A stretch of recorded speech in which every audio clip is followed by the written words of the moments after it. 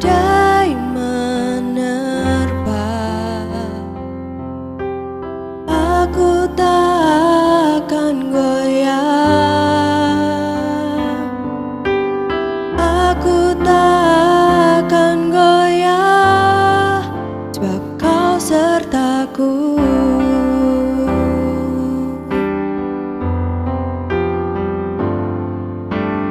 Engkaulah kekuatanku,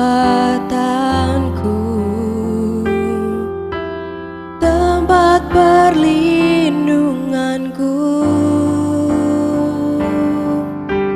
Saat badai menerpa,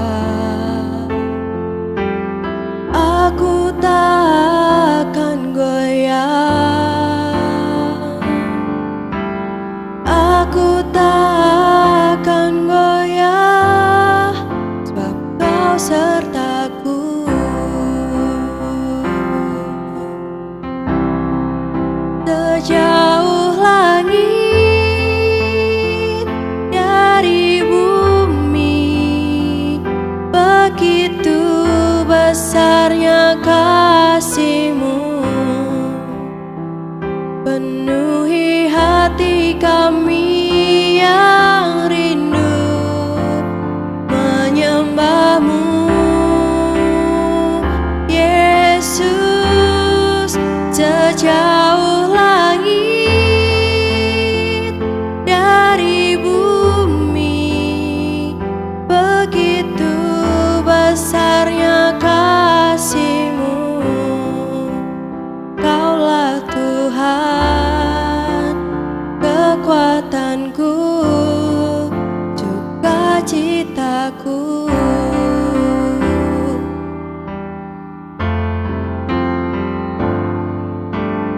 Engkaulah kekuatanku, tempat perlindunganku. Saat badai menerpa, aku tak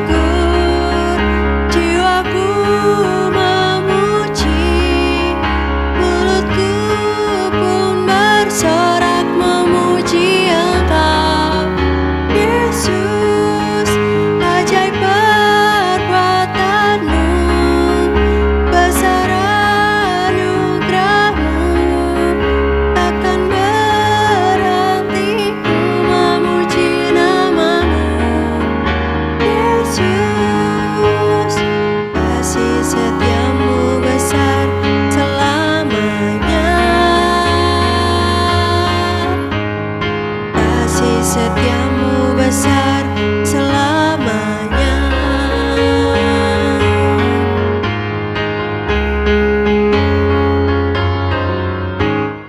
Tiada terukur besar kasih setiamu Tuhan. Panjang dan lebarnya melebihi lautan. Jauh tinggi mengatasi langit, dalamnya tak dapat kuselami. Kasih setiamu besar selamanya.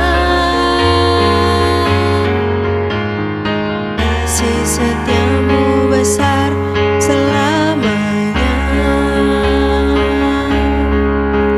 Hatiku bersyukur, jiwaku memuji, mulutku pun bersorak memuji Engkau, Yesus. Ajaib perbuatanmu, besar anugerahmu, takkan berhenti ku memuji namamu, Yesus. Kasih setiamu besar selamanya. Kasih setiamu besar selamanya.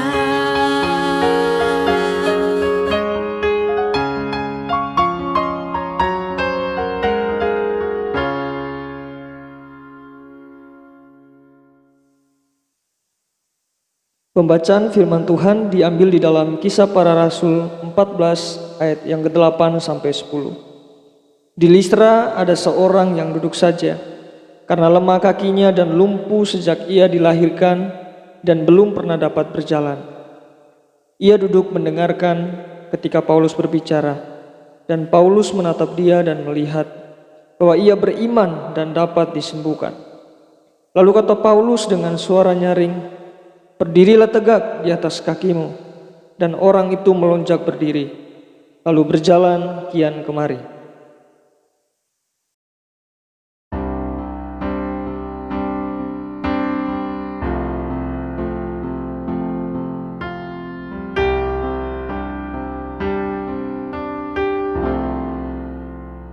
Hanya Engkau, pribadi yang mengenal hatiku. Tiada yang tersembunyi darimu. Seluruh isi hatiku Kau tahu, dan bawaku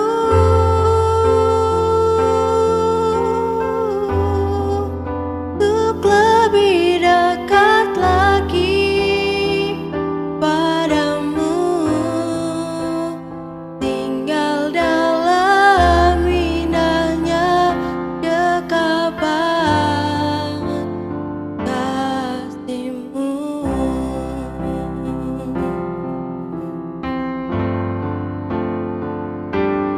Seperti rusa yang haus, rindu aliran sungai-Mu.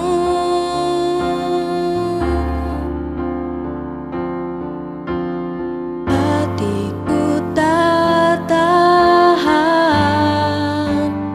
menunggu-Mu.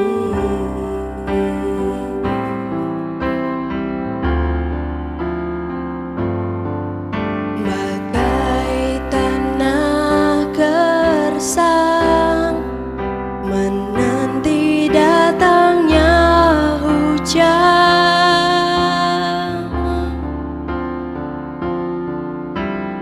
begitupun jiwaku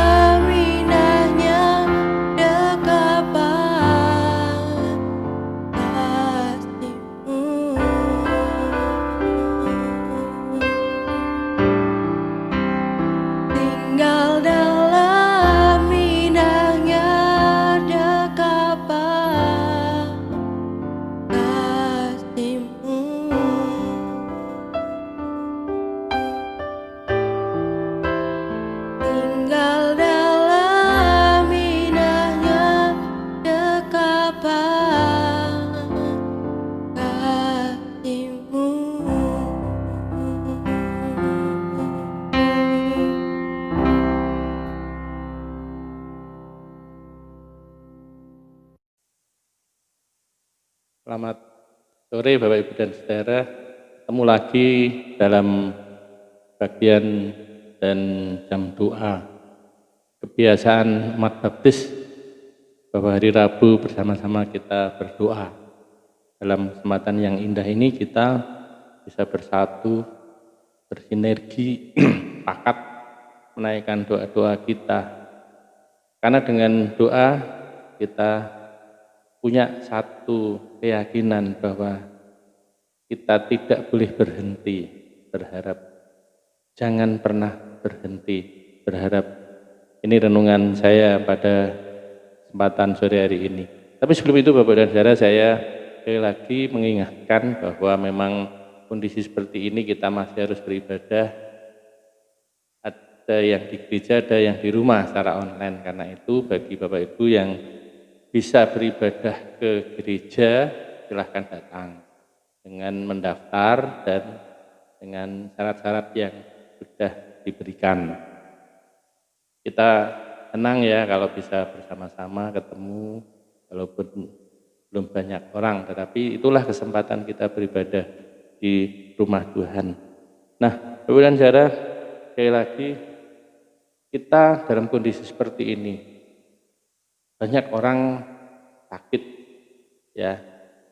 Dari informasi yang kita terima melalui media apapun juga melalui ngomong-ngomong dengan teman, wah Semarang ini sekarang tambah banyak yang terkena corona ini ya. Tentu Bapak Ibu dan Saudara semua ingin ada satu kesembuhan.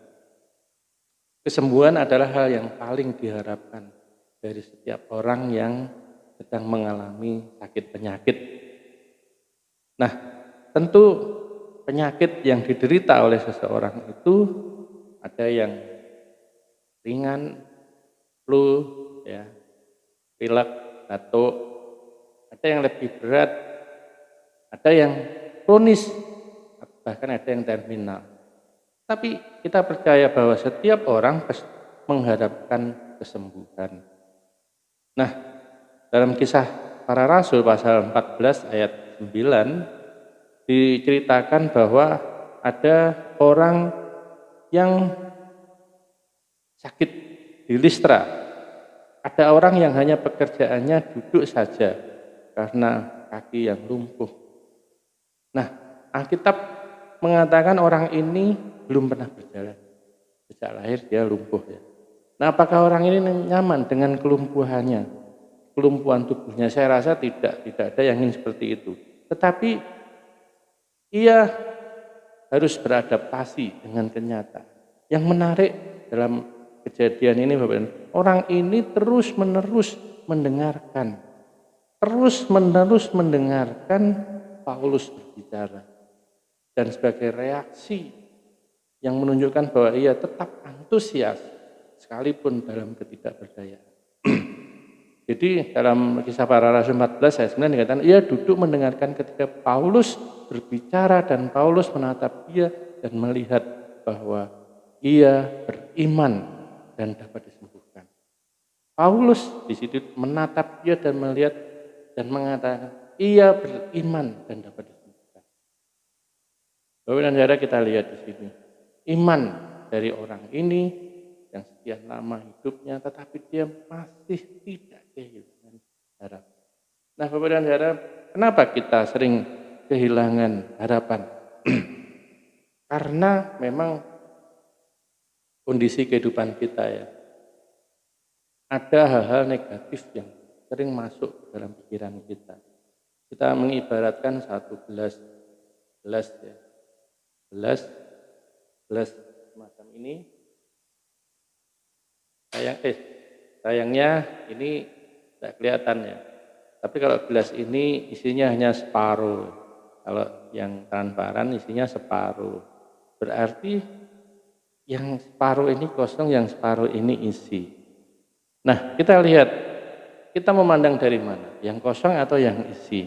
Kalau kita lihat yang kosong adalah ada satu indikasi bahwa orang yang hidup dengan kacamata pesimis selalu memandang pada kekurangan, Dan biasanya orang seperti ini hidupnya senantiasa diliputi dengan kesusahan, kesedihan, mungkin berpakaian dalam tanda petik kesengsaraan, memandang dirinya terlalu parah begitu ya. Nah, kalau kita melihat seperti ini Bapak dan Saudara, ini berarti orang ini selalu pesimis, kosong hidupnya.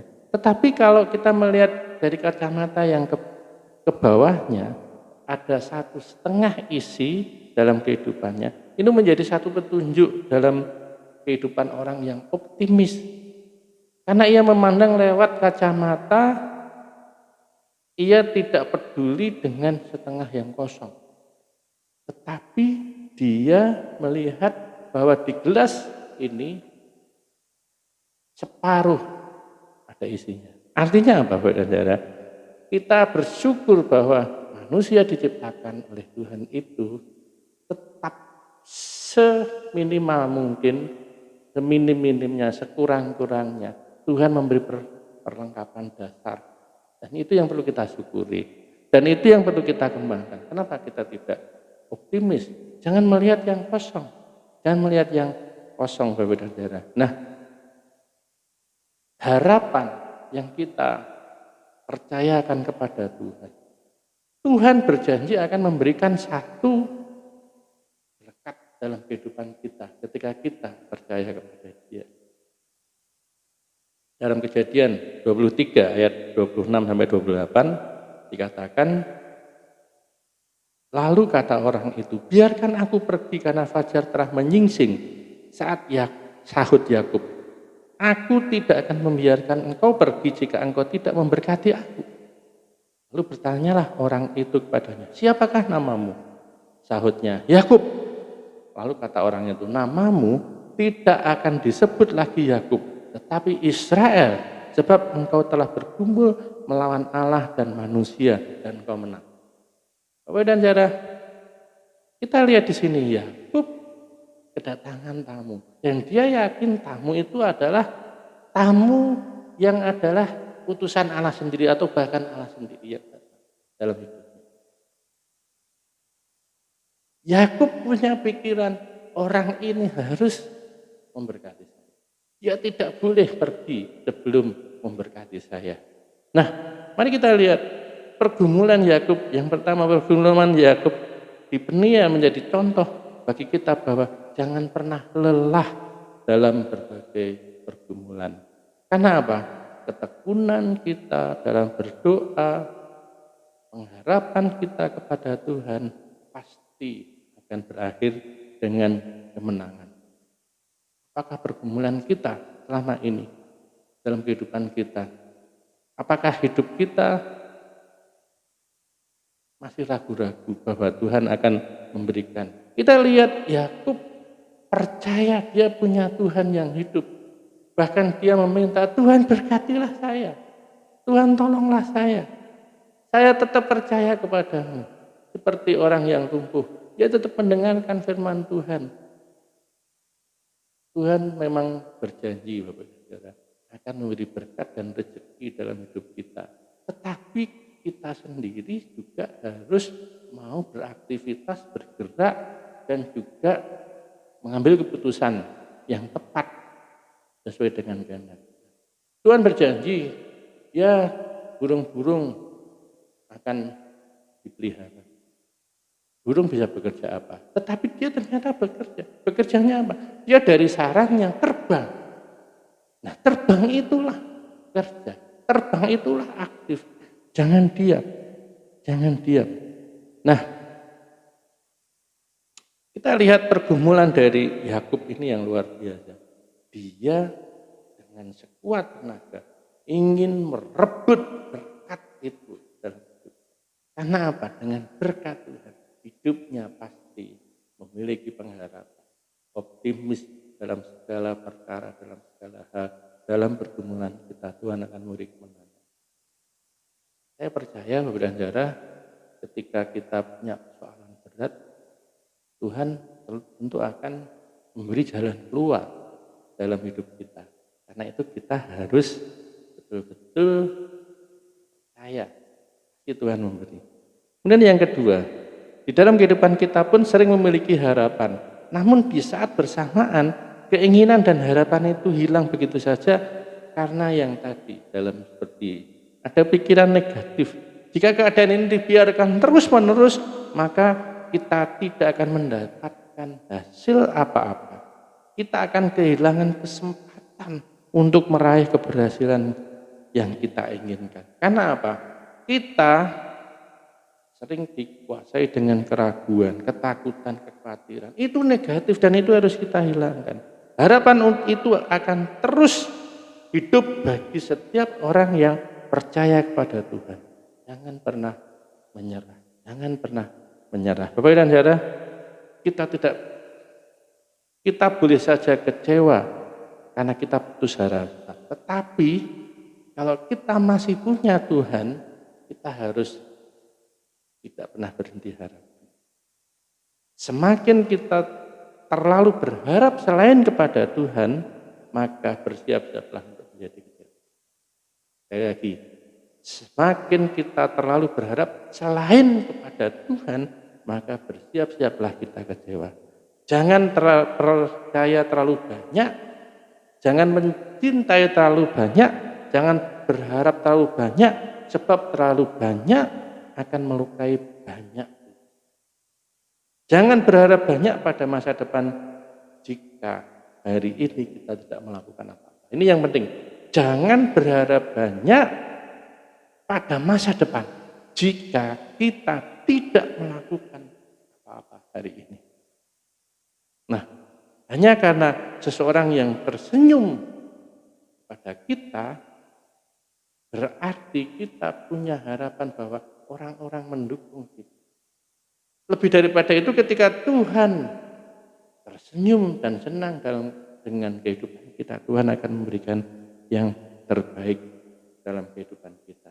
Karena itu sekali lagi, jangan biarkan harapan kita digerogoti oleh pikiran yang negatif. Harapan itu terus hidup bagi orang-orang yang percaya pada Tuhan. Jangan menyerah. Karena apa? Ketika kita menyerah, maka kita akan menganggap Tuhan itu tidak sanggup menolong kita. Yang ketiga, yang terakhir, ingatlah bahwa di balik ketidaktahuan kita, Tuhan menyiapkan satu jalan keluar yang mengejutkan bagi kita. Tuhan itu bekerja di detik-detik terakhir usaha kita. Kalaupun hasil yang kita usahakan jauh dari harapan, bahkan menyakitkan, kita tidak perlu berkecil hati. Karena kadang-kadang Tuhan itu akan terus menolong kita, mencintai kita dengan cara-cara yang mungkin tidak kita pikirkan, yang mungkin kita tidak setuju. Tetapi Tuhan memberikan apa yang kita butuhkan, persis bukan seperti yang kita inginkan. Tuhan memberi seperti yang kita butuhkan, tidak lebih daripada itu. Karena Tuhan itu tahu kebutuhan kita yang sebenarnya. Jadi lakukan bagian kita saja, semaksimal mungkin Tuhan akan mengerjakan bagiannya. Biarlah sekali lagi kekuatan Simson, kebijakan Salomo, kesabaran Ayub, iman Abraham, inspirasi Daniel, ketulusan Esther, keberanian Daud, kesalehan Henok, kelembutan Musa, ketaatan Yosua, kesetiaan Rut, sukacita Habakuk menjadi bagian di dalam kehidupan pribadi kita. Kita harus memiliki iman, maka harapan itu tidak akan pernah hilang. Tuhan memberkati kita. Amin. Terima kasih Tuhan atas tolongan-Mu. Kami memahami bagaimana harapan itu bertumbuh karena kami punya iman di dalam Tuhan yang selalu memberikan yang terbaik. Berkatilah kami Tuhan, untuk kami selalu tidak jauh dari Tuhan. Kami dekat dengan Tuhan, kami dapat kekuatan dari Tuhan. Kami dapat jalan keluar dari Tuhan. Itulah pengharapan kami. itulah doa kami, itulah permohonan kami. Dan Tuhan akan memberi yang terbaik dalam hidup kami. Dalam nama Tuhan Yesus Kristus kami berdoa. Amin.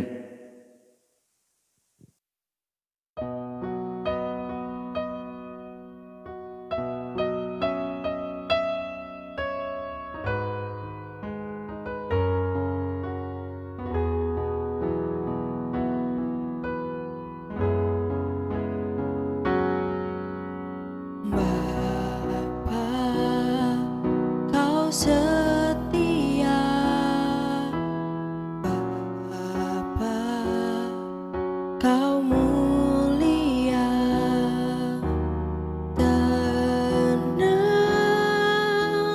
jiwaku, aman bersamamu.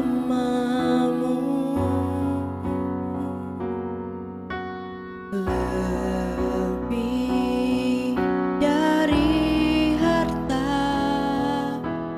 Kaulah segalanya. Tenanglah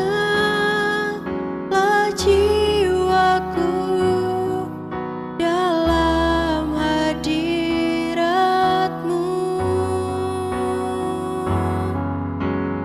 Tunjukkan kasih setiamu, Kau menyediakan yang ku perlu. Kau setia, Kau mulia, dulu, sekarang, dan selamanya. Kau tunjukkan kasih setiamu, Kau menyediakan yang ku perlu. Kau setia,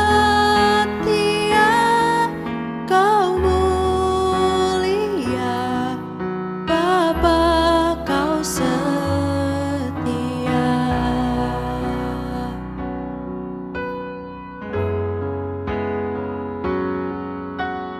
Bapa, Kau setia.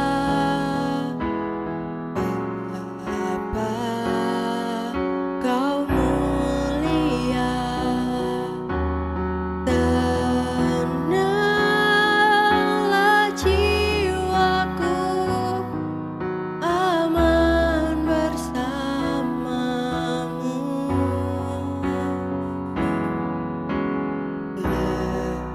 Lebih dari harta, Kaulah segalanya. Tenanglah jiwaku dalam hadirat-Mu.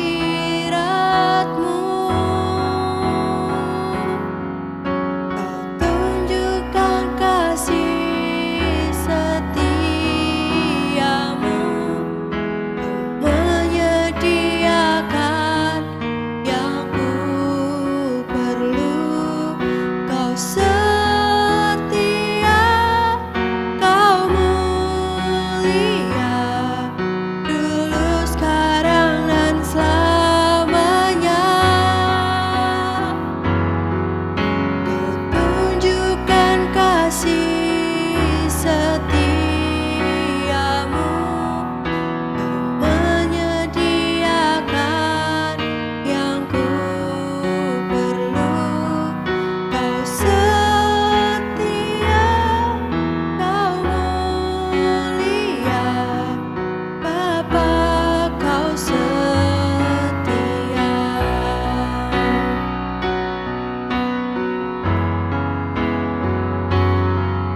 Kau tunjukkan kasih